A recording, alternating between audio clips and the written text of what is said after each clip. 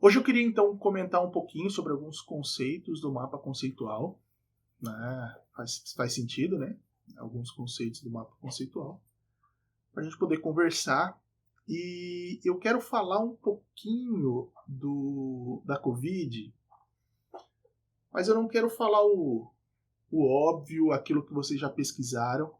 Eu quero tratar a Covid com vocês de uma maneira mais científica, tá? E menos sem falar tanto do vírus em si, mas a gente tentar fazer uma atividade prática, pelo menos nessa semana e nas próximas aí, para a gente conseguir fazer uma coleta de dados interessante, tá?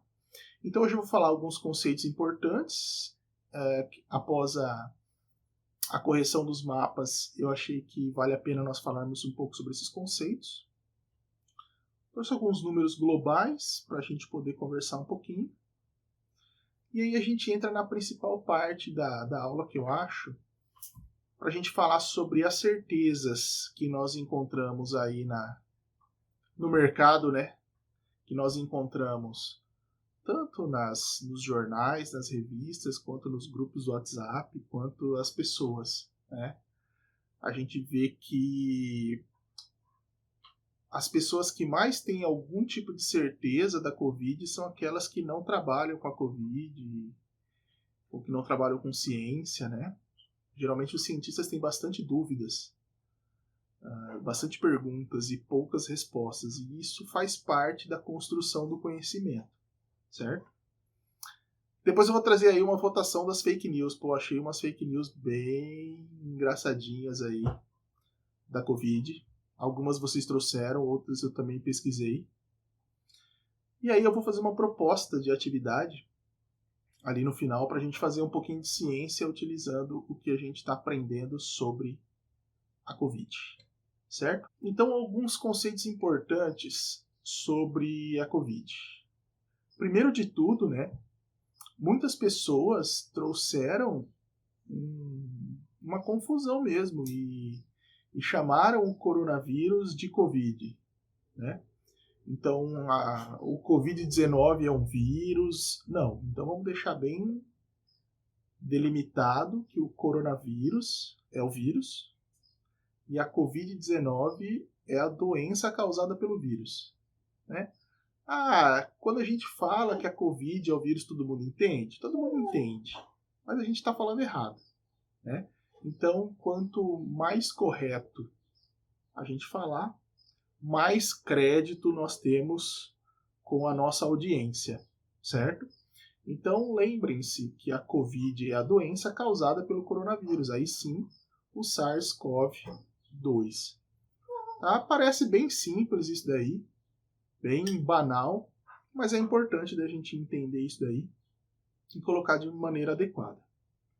E aí, pessoal, eu vou adiantar um conceito para vocês que ou melhor, são os conceitos de prevenção, tratamento e cura, que também eu achei que ficou um pouco disperso, ficou um pouco, como que eu posso dizer, confuso ali no entendimento de vocês dos mapas que eu recebi, tá? Então, juntamente com isso aí, que vocês estão ouvindo chorar é o Bentô, que está aqui me enchendo o saco, né, Bentô? Você quer sair? Quer fazer xixi? A prevenção, o tratamento e a cura são coisas diferentes. Também é bem básico, é bem simples da minha parte falar isso, mas é importante falar e diferenciar isso, porque talvez alguns colegas não tenham esse entendimento, tá? Então, prevenção, pessoal, quando a gente fala em prevenção, a gente está falando de algo em que nós ainda não tivemos contato com a doença, né? Ou com o agente causador, ou com o agente transmissor. Isso é prevenção. Não tem aquele velho ditado, né, de prevenir é melhor do que remediar? Por quê? A prevenção é diferente de tratamento. Remediar é tratamento, tá? Tratamento que pode levar à cura ou não, certo?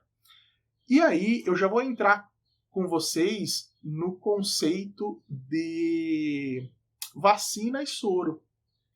Isso é algo que a gente trata um pouco mais para frente, mas é interessante a gente falar sobre isso nesse momento, tá?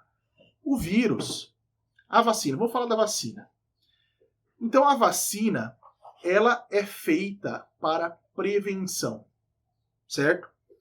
Então hoje nós todos estamos esperando uma vacina como forma de prevenção e não como forma de tratamento, né? O tratamento, a gente vai utilizar os remédios, sejam os mais veiculados atualmente ou não, tá? De preferência, é bom que nós utilizemos medicamentos, remédios, que estão relacionados ao consenso científico, que foi aquilo que eu pedi para vocês também falarem, escreverem no mapa de vocês. Porque nós vemos que surgiram e ainda irão surgir vários medicamentos, vários tratamentos, seja hidroxicloroquina, seja vitamina D, seja ozônio, seja o que for. Vão surgir vários comentários que vão ser colocados para ser discutido pela comunidade científica. Só que isso só pode ser determinado, só haverá um consenso a partir do momento que nós tivermos testes, né? Meu Deus. O que eu faço agora? Você quer participar? Foi mal, gente. Bentou. Voltando. Fecha aí, por favor. Então, a vacina é feita com vírus ou parte desse vírus. Pode ser um vírus atenuado, enfraquecido, ou mesmo morto, ou mesmo partes desse vírus. Por isso que eu pedi para vocês, no mapa conceitual, eu pedi para alguns lá cápsula, eu pedi membrana, eu pedi proteína, porque eu pedi adenovírus, e aí eu fiquei esperando uma resposta que eu recebi apenas de um trabalho, que é a questão do retrovírus. O coronavírus, ele é um retrovírus, ele é um vírus feito de DNA, ele não é um adenovírus. E aí quando eu pedi lá no trabalho de vocês no mapa conceitual para falar disso, eu esperava uma resposta do tipo, os adenovírus são aqueles que possuem DNA, entretanto, o coronavírus, né, o SARS-CoV-2, ele é um retrovírus e não um adenovírus. Embora muitas pessoas ali nos seus mapas colocaram que ele é feito de RNA e tal, apenas não colocaram esse nome, certo? Então, pessoal, a vacina que hoje está sendo estudada, ou melhor, as vacinas, tem inúmeras vacinas sendo estudadas hoje, elas serão feitas a partir do próprio vírus, do RNA do vírus, ou então eles podem fazer modificações em DNA, porque o RNA e o DNA têm alguma relação, né, na forma, no momento da sua produção. Tá? Então eles podem fazer isso aí para a vacina, para quando nós recebermos essa vacina, nós estarmos imunes anteriormente, antes de ter o contato com o vírus. Após o contato, nós não vamos mais tomar vacina, tá? Nós vamos ter que tomar algum tipo de tratamento, seja um soro contendo anticorpos, ou sejam medicamentos. Isso é muito comum, pessoal, em picadas de animais peçonhentos, por exemplo. A gente não toma vacina contra picada de jararaca, por exemplo. Mas se nós formos picados por uma jararaca, nós vamos até... Geralmente nós não vamos, né? Nós somos levados até o hospital para que seja inoculado em nós, para que seja injetado em nós o soro. Por quê? Porque já houve o contato com o agente causador do problema, da doença, e no caso é a peçonha, o veneno da jararaca. Então, nós não tomamos nenhuma vacina para prevenção de picada de jararaca.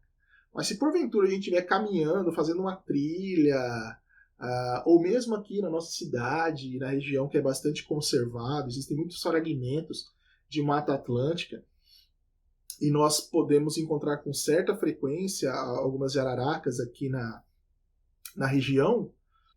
Se nós formos picados, nós temos que receber, nesse caso, não mais a vacina, mas sim o soro.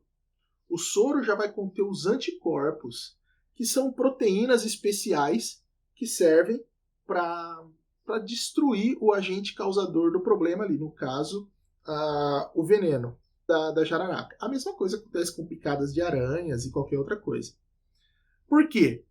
E vocês sabem como que é feito o soro? Alguém pode me dizer ali, ou no microfone, ou no chat, como que é feito um soro contra a picada de jararaca, por exemplo? Então, olha só, geralmente, vamos supor, vamos continuar falando então da jararaca, tá? Uma serpente peçonhenta conhecida no meio científico como Bothrops jararaca. Esse é o nome científico dela. A gente conhece ela como jararaca. Né? Carinhosamente, a gente chama apenas de jararaca. É retirado uma quantidade X desse veneno, né, e é injetado em cavalos. Uma quantidade que não mata os cavalos, obviamente. Uma pequena quantidade, ou mesmo fragmentos das proteínas que formam esse veneno. Tá? E esse veneno, quando ele é inoculado em um cavalo, o cavalo tem um sistema imunológico, assim como nós temos. Essa pequena quantidade de veneno vai produzir, ou melhor, vai estimular o sistema imunológico do cavalo a produzir anticorpos contra aquele veneno. Anticorpos que são proteínas, que novamente eu falo, que vão destruir as proteínas ou outras moléculas orgânicas produzidas pela jararaca, que está compondo o veneno. Então, olha só, pessoal, quanta coisa interessante que nós já falamos sobre moléculas orgânicas, como proteínas, lipídios, ácidos nucleicos, como o DNA e o RNA, estão presentes formando o veneno, estão formando a cápsula do vírus, estão formando o nosso sistema imunológico, os anticorpos. Então é colocado essa pequena quantidade no cavalo, uma ou duas vezes, na verdade mais de uma vez, porque ele vai ter diferença ali na produção de anticorpos. O corpo do cavalo vai reconhecer aquilo como uma agressão e o sistema imunológico vai produzir uma quantidade, já isso na segunda ou terceira dose, uma quantidade absurda de anticorpos. E esses anticorpos são proteínas que vão ficar presentes no sangue. Tá? Retira-se então o sangue do cavalo, purifica esse sangue, né? Retira dali o plasma, contendo esses anticorpos, aquilo que interessa. E esse sangue, então, esse plasma purificado contendo anticorpos, ele é então utilizado para produzir o soro específico para a jararaca, para o veneno de jararaca. E isso é feito com veneno de cascavel, porque os venenos eles são específicos. Tá? Não adianta nada eu colocar soro de picada de jararaca numa pessoa que foi picada por cascavel, né? Porque os soros eles são específicos. Não adianta nada eu colocar um soro de cascavel numa pessoa que foi picada por uma aranha marrom. E assim sucessivamente. Tá? Então, olha só, o soro ele é feito dessa forma. A partir do próprio veneno. É a mesma coisa. Um soro relacionado a um vírus, por exemplo. Diferente da jararaca, que não vai picar todo mundo, né? O vírus ele consegue infectar muito mais pessoas do que uma jararaca consegue picar pessoas. Então compensa muito mais investir em vacina do que em soro. Tá? Então, diferente da jararaca, que não adianta nada fazer vacina. Até adianta, né? Mas não vai ter tanta gente picada por jararaca, embora tenha uma quantidade razoável. Tá? Mas nem se compara ao número de pessoas que é infectada por um vírus. Então, isso aqui é muito interessante, pessoal, porque isso pode cair no Enem da vida. Né? A gente está falando de um ano em que tudo gira em torno dessa pandemia do coronavírus. Né? Então, isso aqui é um assunto que é bastante pertinente para se conhecer. Tá? A importância da vacina, como que ela é feita, qual que é a diferença de soro e vacina, certo?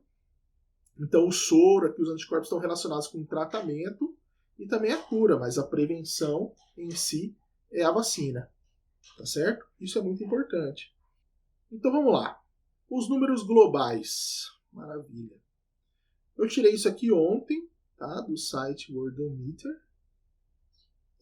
Nós temos aí 52 milhões de casos de coronavírus no mundo, aproximadamente 1.285.000 mortes, e recuperados nós temos aí aproximadamente 36 milhões e meio de pessoas. Essas informações resultam numa taxa de mortalidade aproximada de 3%. Pessoal, estes são os números, tá? Eu posso interpretar esses números, eu posso falar do jeito que eu quiser, e esse é o grande problema, né? Eu posso focar no número de casos, eu posso focar no número de mortes, eu posso ser otimista e focar no número de recuperados.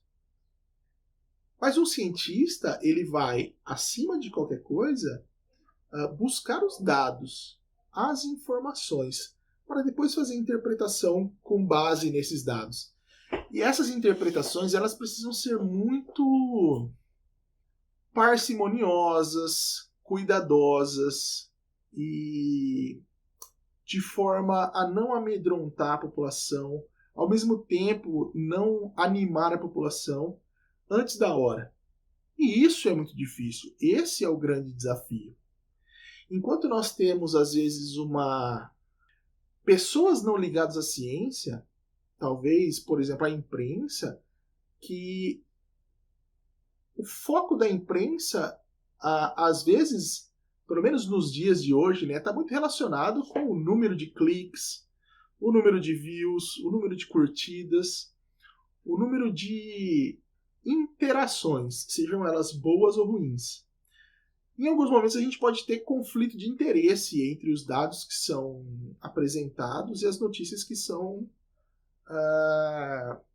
dadas, né? As informações como elas são noticiadas. E por isso nós temos que ter bastante cuidado em praticamente todas as notícias que a gente ouve, não só em relação ao coronavírus, mas principalmente em notícias ou informações relacionadas com algo que seja polêmico, algo que envolva dados científicos em larga escala. Então isso é muito importante. Eu trouxe esses dados aqui simplesmente porque às vezes as pessoas não buscam, não querem saber, ouve, mas porque o número por milhão, ou então a gente está em primeiro lugar, ou a gente está em último lugar. Não, vamos pegar os dados e vamos discutir os dados. Eu não vou fazer uma discussão aprofundada dos dados, mas eu trouxe aqui informações para vocês entenderem que vocês podem, vocês mesmos, se vocês tiverem dúvidas de uma determinada notícia, vocês têm acesso aos dados, tá? Mas então nós temos números que são bastante complicados, né? A gente está falando de uma pandemia, de um vírus que afetou até agora 217 países ou condados ao redor de todo o mundo. E o Brasil está atualmente em terceiro lugar em total do número de casos.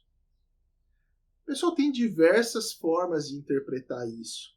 Você pode fazer isso em números absolutos, você pode fazer isso em casos por milhão, você pode fazer isso em comparação ao número total de testes, tá? Ao tamanho da população. Tem diversas formas.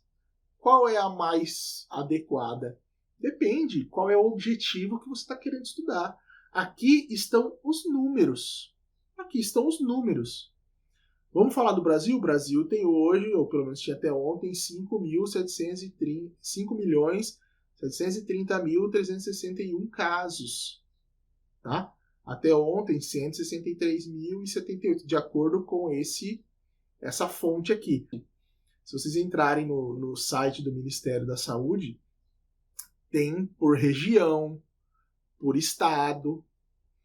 Mas e por que eu trouxe isso? Eu trouxe justamente para falar sobre isso daqui, pessoal.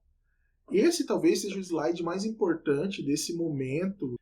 Fuja, pessoal, de quem tiver muitas certezas. Agora não é um momento de muitas certezas, né? Nós estamos aprendendo, nós estamos descobrindo o vírus durante a manifestação do vírus. Então é muito difícil ter certezas agora, certezas cabais. Não, é assim, pronto, acabou. Calma. Dificilmente nós teremos todas as respostas neste ano. Ou, quem sabe, nos próximos 5 anos. E aqui eu estou sendo bastante otimista. É como história, é como política. Tem que deixar o evento acontecer para você conseguir pegar todas as informações, reunir e fazer a melhor interpretação daquilo ali, né? Até agora nós temos vários dados e tem muita gente pegando dados, fazendo interpretações, inferências para poder publicar o artigo científico, para que a sua revista, o seu Twitter, o seu jornal, seja lá o que for, o seu canal tenha bastante visualização, tá? A gente tem que ter essa realidade em mente. Isso acontece também. E a gente não pode ser vítima disso. Em última análise, a gente tem que ter autonomia para buscar as fontes primárias, as fontes primeiras, e falar assim, olha, talvez o que foi falado naquele canal, naquele vídeo, não seja daquela forma. Talvez esse governante está falando algo que talvez não seja assim, tá?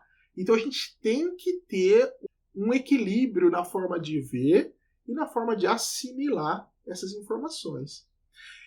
Olha só, e eu trouxe, veja quantos discursos e quantas informações sobre o coronavírus já mudaram desde o começo. Primeiro não usa máscara, depois usa máscara, né? Depois passa álcool nas compras, agora não precisa mais. Ah, o vírus pode, você fica sentado, não, fica em pé. Ah, vai na mão, abraça em volta de um plástico. Meu, muitas coisas mudaram, muitos discursos mudaram. Ah, mas isso não passa de uma pessoa para outra. Ah, foi do morcego, foi do pangolim, foi da sei lá do que. Os discursos vão mudar e essa é a graça da ciência. Como eu estou falando, nós estamos conhecendo esse vírus conforme ele está se manifestando, conforme ele está se desenvolvendo, conforme ele está infectando as pessoas. Então, isso é comum. Muita gente vê isso como um problema da ciência, e não é. A ciência, até aquele momento, ele tem uma quantidade de informações. Um mês depois, você tem isso aqui de informação. Muita coisa ali no meio pode ter mudado. É por isso que a gente tem que ter parcimônia, a gente tem que ter equilíbrio e a gente tem que acompanhar os noticiários, mas principalmente a divulgação dos cientistas. Isso é muito importante. Você pode acompanhar isso por noticiário, mas tendo aquele olhar cético, tá? Um ceticismo. Você já olha meio que desacreditando. Será mesmo que é assim? Então você olha. Por isso que é importante, pessoal, a gente ter mais de uma fonte de pesquisa. É por isso que a gente não pode simplesmente olhar uma matéria, uma notícia e falar assim, ah, beleza, eu li isso daqui, pronto, meus problemas acabaram. Não é assim. E mesmo na ciência, a gente não lê apenas um trabalho e fala, ah, aqui o doutor fulano de tal falou que é isso e pronto, e acabou. Não. As coisas estão sempre colocadas à prova. É isso que faz a ciência crescer. É isso que faz a sociedade crescer. Vendo e ajustando aquilo que até então estava certo, devido à quantidade de informações, agora está diferente, assim, e a gente vai ajustando. Tá? A ciência é assim. Então a gente tem que olhar para a ciência da forma como ela é. Tá? E isso é muito importante. Certo? Eu tô cheio de dúvida aqui, mas vocês não têm nenhuma dúvida. Vocês são topper. Brincadeira. Mas são mesmo. Tranquilo, então? Então, olha só, pessoal. Eu tive o trabalho de juntar algumas fake news e tem umas que são boas, hein? Primeiro, essa primeira aqui, ó. Eu acho que quem falou isso aqui foi o Pedruzzi. Porque ele toma tanto chimarrão E aí ele deve ter escrito isso aqui, jogado na internet e falado, beber água quente mata o vírus. Então eu vou jogar isso na internet para continuar tomando meu chimarrão de boa. Sacanagem, né? Tem urina de vaca. Isso aqui, ó, até coloquei, foi colocado na Índia, né? Porque lá a vaca é sagrada e tal. Aí rolou uma fake news dessa daí, que a urina de vaca é um remédio contra o coronavírus. Teve essa aqui também, isso aqui foi muito comum na América Latina, e esses dias teve um lance desse mesmo. Sabe aqueles termômetros de infravermelho, de revolvinho? O pessoal tava achando que aquilo lá matava neurônio. Bom, o cara que fala isso, ele já deve estar com os neurônios bastante comprometidos, né? E aí ele fala assim, não, vai que mata meus últimos 2 neurônios, né? Aí acaba colocando isso aqui. Essa aqui ficou famosa no México. O secador de cabelo destrói o vírus. E aí diz que eles ficavam apontando pro nariz, assim, ó, o secador de cabelo durante 5 segundos. Eles tinham que respirar, eu acho que 5 segundos, eu sei que 5 vezes ao dia eles tinham que apontar o secador pro cabelo e ficar respirando aquele ar quente, porque o vírus não suporta, sei lá, 26, 30 graus. E aí essa foi a... Meu, se fosse isso, tava bom, né? É, exatamente, deu um monte de careca comprando secador de cabelo. Imagina o cara saindo da loja, né? Um secador de cabelo assim, debaixo do braço. É boa, verdade, Luan. Pode ser uma estratégia de marketing mesmo, né? Essa aqui acho que foi feita na Transilvânia, né? Água fervida com alho é bom pro coronavírus. É, morcego, coronavírus, alho, vampiro, né? Eu acho que isso está mais relacionado aí com história de fantasia mesmo. Eu acho que essa aqui eu achei muito legal, cara. Eles falaram que não podia estourar plástico bolha, porque como o plástico bolha era feito na China, e os chineses respiravam ali para fazer o plástico bolha, aí conforme estourava, jogava o vírus para a atmosfera. Meu, essa eu achei fantástica. A água quente com limão, deixa eu tomar água gelada com limão. Eu espero que mate a água gelada mesmo, porque o tereré tá bem geladinho. É bom também. E essa foi boa aqui, ó. Eu queria morar na França, hein? Lá na França eles falaram assim, olha, os consumidores de carne bovina são imunes ao coronavírus. Então é picanha na veia, só no churrasquinho, e a gente estaria imune. Aí, ó. A 6 praticamente já ganhou, hein? Meu, essa do plástico bolha é muito boa mesmo. Essa eu gostei. Pessoas, e vamos terminar essa aula fazendo o seguinte. Eu quero propor para vocês. Nós temos aqui aproximadamente 12 pessoas, 11 alunos nesse momento na sala, mas a galera vai assistir isso daqui depois, tá? Eu quero propor para vocês uma coleta de dados, que eu vou ensinar vocês a fazerem ciência, a interpretar os dados a partir disso daqui, tá? O que vocês acham de vocês coletarem os dados e daqui uma semana ou 2 a gente reunir esses dados em uma única tabela bem grandona e aí depois a gente faz uma aula só para a gente interpretar esses dados, fazer os gráficos, né? Vai ser bem interessante. Qual que é a proposta? Se vocês saírem de casa, eu vou até colocar aqui, ó. Qual é a metodologia? Se você sair de casa e for para estabelecimentos comerciais fechados, eu coloquei aqui entre aspas, fechados, como farmácia, mercado, padaria, prefeitura, lojas, evita colocar lugar de comer, porque lugar de comer o pessoal já vai sem máscara, né? A minha ideia é que a gente faça uma observação de quem está usando e quem não está usando máscara.